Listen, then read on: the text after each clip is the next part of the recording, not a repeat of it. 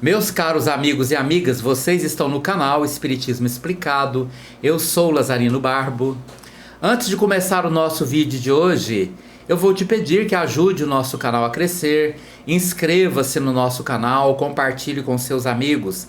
Ative o sininho das notificações para que o YouTube possa avisar você dos novos vídeos. Hoje nós vamos dar continuidade ao estudo Estudando a Mediunidade. Este é o tema destes vídeos da terça-feira. Este estudo, baseado no livro de Martins Peralva, Estudando a Mediunidade, tem a pretensão de nos ajudar a gerenciar a nossa mediunidade, a trabalhar a nossa mediunidade para que ela seja absolutamente benéfica para nós e para todos que nos cercam, todos aqueles que precisam da mediunidade. Dando continuidade ao estudo da última terça-feira passada, Martins Peralva continua. Ao invés de cogitar apenas dos problemas materiais, para cuja solução existem no mundo numerosas instituições especializadas, cogita o Espiritismo de fixar o roteiro de nosso reajustamento para a vida superior.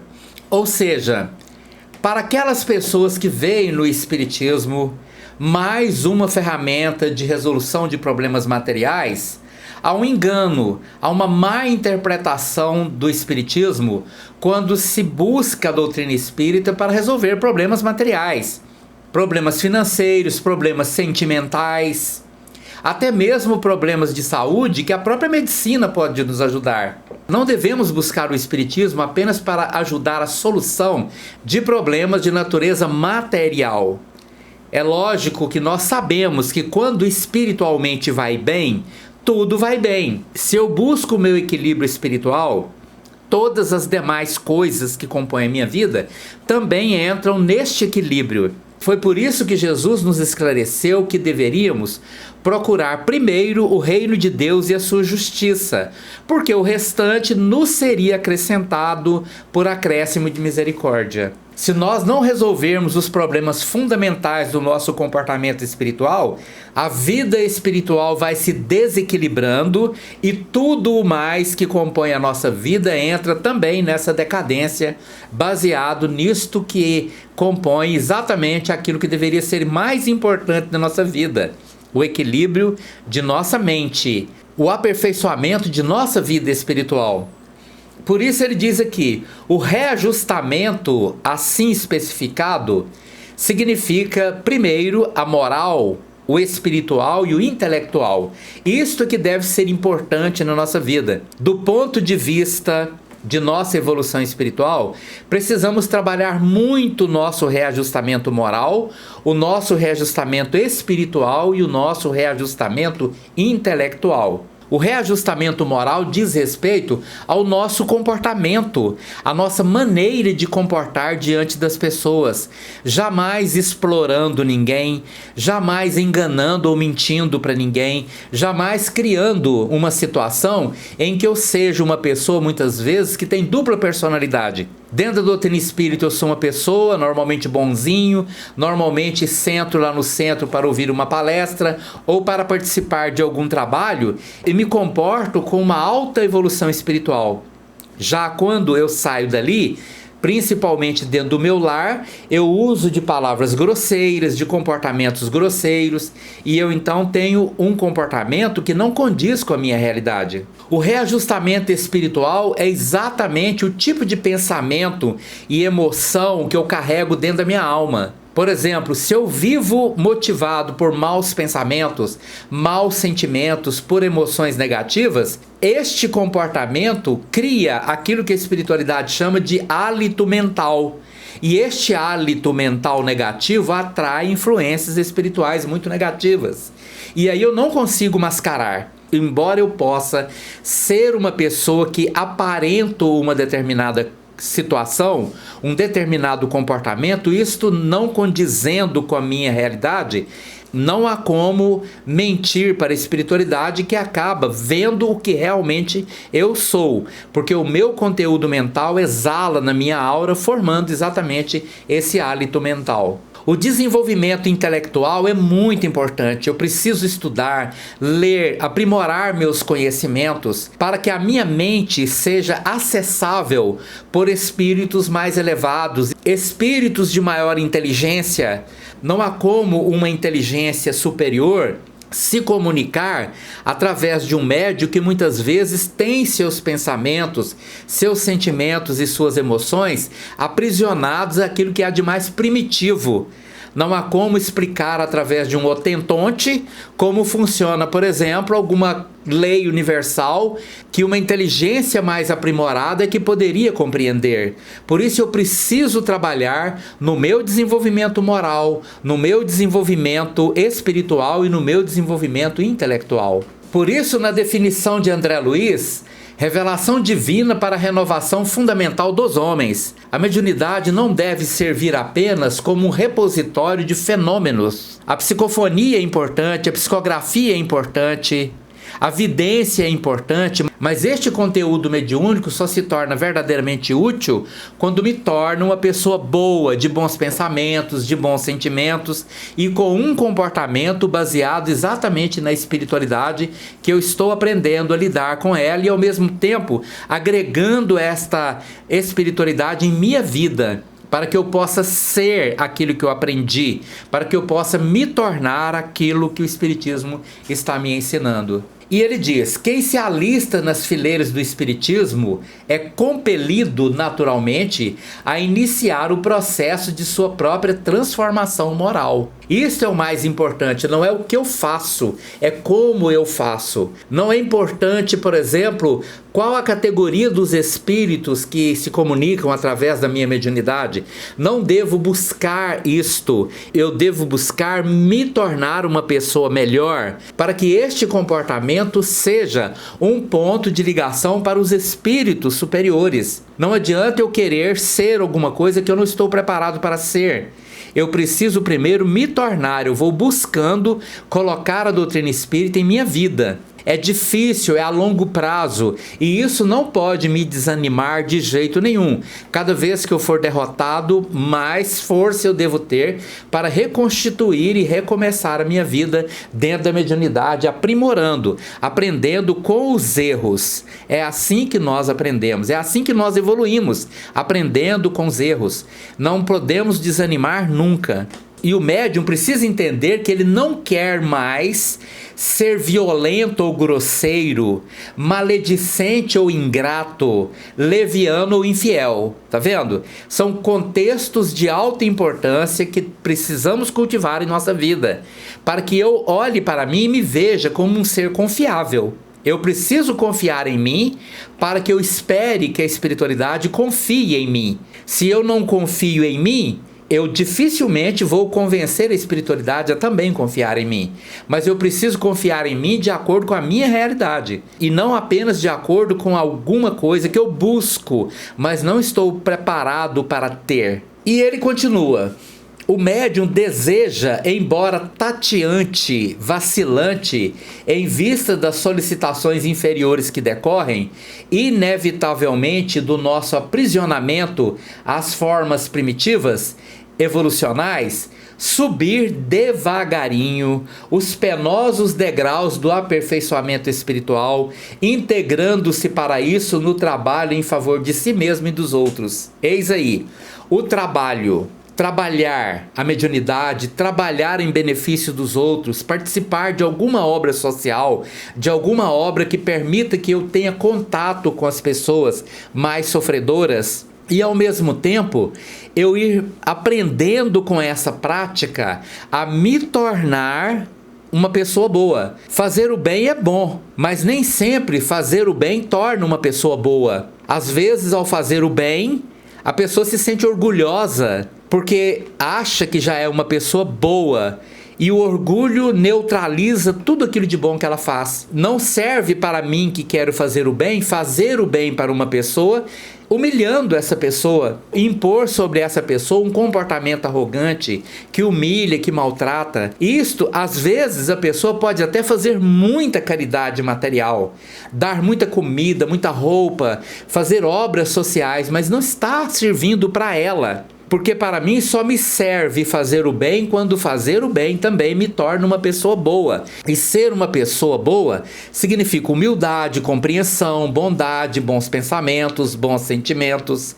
Isso é o que me torna uma pessoa boa. Não é o tanto de obras sociais, não é o tanto de caridade que eu faço que vai me tornar uma pessoa boa, mas é a qualidade do meu comportamento que vai me tornar uma pessoa boa. Consequentemente, isso vai me colocar em sintonia com a espiritualidade mais elevada. A pessoa de maus pensamentos, maus sentimentos, com o coração cheio de mágoas, ódios, não adianta, ela pode fazer o tanto de caridade material que ela quiser fazer.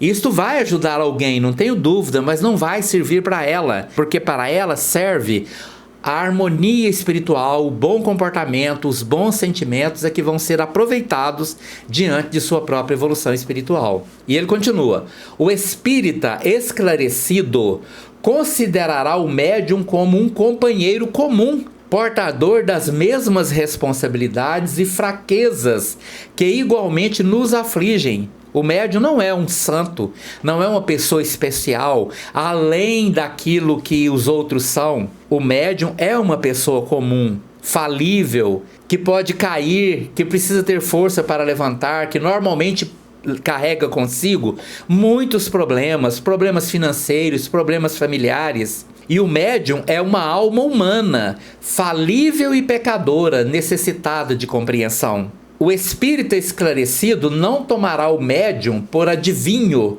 oráculo ou revelador de notícias inadequadas. É muito triste quando nós nos aproximamos do médium para poder perguntar para ele sobre nosso passado, nosso futuro, se alguma coisa vai dar certo, se o meu casamento vai dar certo, pedindo para os espíritos interferir na vida das outras pessoas para poder mudar o comportamento de alguém, porque aquele comportamento está me afligindo, aquele comportamento de uma outra pessoa está me ofendendo. É muito triste quando vemos o quanto de pessoas ainda fazem isso.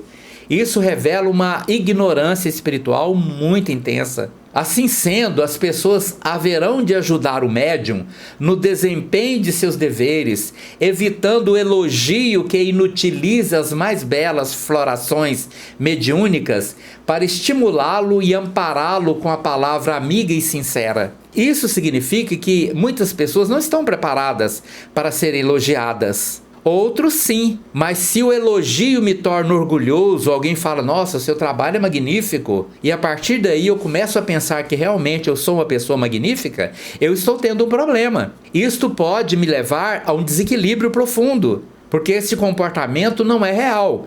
Eu preciso ter em mente sempre a possibilidade de que eu também sou uma pessoa comum e a qualquer momento eu posso cair. Eu posso, de repente, passar por um processo obsessivo, e se eu já construí uma ideia erroneamente muito elevada de mim mesmo, eu posso, a partir daí, só por isso ter uma queda. A queda pelo orgulho, a queda pela vaidade. Isto é um risco permanente na vida de todos os médiuns. Todo espírita ganharia muito se lesse, meditando, o capítulo História de um Médium, do livro Novas Mensagens, do espírito Humberto de Campos. No próximo estudo nós vamos fazer exatamente a leitura, o estudo desta mensagem, a história de um médium, para que nós possamos entender o que pode acontecer na vida de um médium. Como descansariam os médiuns do assédio impiedoso que eles movem a alguns companheiros, deixando-os assim livres e desimpedidos para a realização de suas nobres tarefas.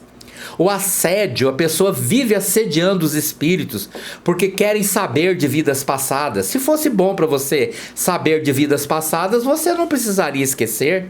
A natureza não teria te dotado do dom de esquecer. Se você não se lembra de vidas passadas, é porque isso é extremamente útil. Então não temos que ficar assediando os médiums ou os espíritos que estão se comunicando através da psicofonia ou da psicografia para ficar perguntando o que eu fui na vida passada, o que eu fiz na vida passada porque hoje eu merecesse esta ou aquela doença. Se isto não está presente em nossa vida, porque nós não temos condições, porque ainda não temos condições de suportar. Às vezes temos coisas tão escabrosas na nossa existências passadas, que se nós lembrássemos poderíamos até decair para um estado de loucura. Por isso, quando esquecemos, a natureza está nos protegendo. Lá no futuro, depois que retornarmos ao plano espiritual, nós podemos então começar a recordar de algumas dessas vidas passadas, e aos poucos, à medida que formos nos fortalecendo, nós também podemos lembrar de muitas vidas, mas é preciso que eu esteja pronto para entrar nesta esfera de lembranças da qual sou protegido exatamente no esquecimento. O espírita sincero irá compreendendo pouco a pouco que o espiritismo e o mediunismo lhes podem oferecer ensejo para o sublime reencontro com o pensamento puro do Cristo, auxiliando-nos à compreensão para mais amplo discernimento da verdade. Num primeiro momento, espiritismo e mediunismo são coisas distintas, mas se ligam num determinado ponto onde o mediunismo passa a ser utilizado, vivenciado e praticado de acordo com as metas, de acordo com a codificação de Allan Kardec, que é uma metodologia de estudo e prática que nos direcionam exatamente para o bom uso das faculdades mediúnicas. Mas precisamos entender que as faculdades mediúnicas existem muito mais fora do espiritismo, em todos os aglomerados humanos, em todas as culturas, e que esta prática do mediunismo nem sempre está adequada aos princípios kardecistas. Mas quando a mediunidade, seja fora do espiritismo ou dentro do espiritismo, ela é exercida com amor, com bondade, com caridade, com boas intenções, aí esta mediunidade, mesmo não estando adequada ao espiritismo, porque às vezes a pessoa nem sabe, nem nunca ouviu falar de espiritismo, ela também serve de uma ferramenta importantíssima para o progresso desse médium. E você tem essa mediunidade assim, fora do espiritismo. É a benzedeira, é o curandeiro, é aquela pessoa lá do sertão, onde não tem nenhum médico, e ele que cura, ele que faz o remédio, ele que benze, ele que faz o passe, ele que faz todo aquele aparato para exercer a mediunidade de acordo com aquilo que ele conhece da mediunidade. Então a mediunidade é uma ferramenta importantíssima, mas quando ela se torna um objeto de venda, um objeto de busca de poder e riqueza, pronto, é aí que está o problema. Aí ela se torna completamente destituída dos fundamentos mais importantes da mediunidade.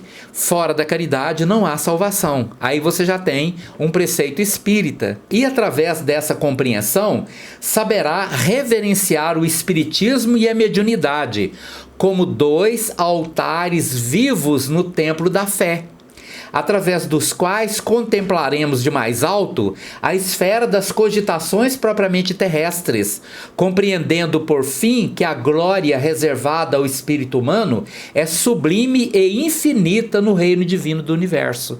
Então, através da mediunidade, através da prática mediúnica, do amor ao próximo, nós podemos elevar-nos de um degrau da escada para degraus muito mais altos na escala infinita da evolução, transformando pelo amor a multidão de nossos pecados. Com essa superior noção das finalidades da doutrina espírita, não mais se farão ouvir, proferidas por companheiros nossos, as 3 perguntas com que abrimos o presente capítulo. Que devemos buscar na mediunidade? Como devemos considerar os médiuns? Que nos pode oferecer o espiritismo e o mediunismo? Essas perguntas abriram esse capítulo e nós já temos as respostas ao longo dos estudos. Devemos buscar na mediunidade a ferramenta de nossa ascensão moral, de nossa ascensão espiritual, tendo a mediunidade como uma ferramenta importante para o nosso progresso. Devemos considerar os médiuns como pessoas comuns,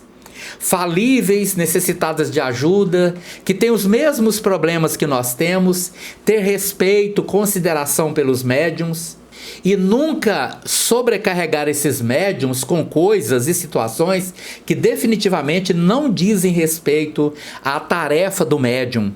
O médium veio para poder trabalhar a sua mediunidade, fazendo caridade, ajudando através de suas potencialidades. O médium psicofônico tem o seu papel, o médium psicógrafo tem o seu papel, o médium que dá passe passe, o médium de cura, o médium de efeito físico, todos têm o seu papel. E o papel definitivamente não é satisfazer a nossa curiosidade sobre temas que não dizem respeito à nossa evolução espiritual. E o que nos pode oferecer o espiritismo e o mediunismo? Pode nos oferecer o conhecimento necessário para nosso crescimento espiritual. É isto que o espiritismo pode nos oferecer. Este é o papel do espiritismo em nossas vidas. Muito obrigado pela sua atenção. Se você gostou desse vídeo, deixa aí o seu like. Muito obrigado e até a próxima terça-feira com mais um destes estudos. Muito grato por você estar aqui.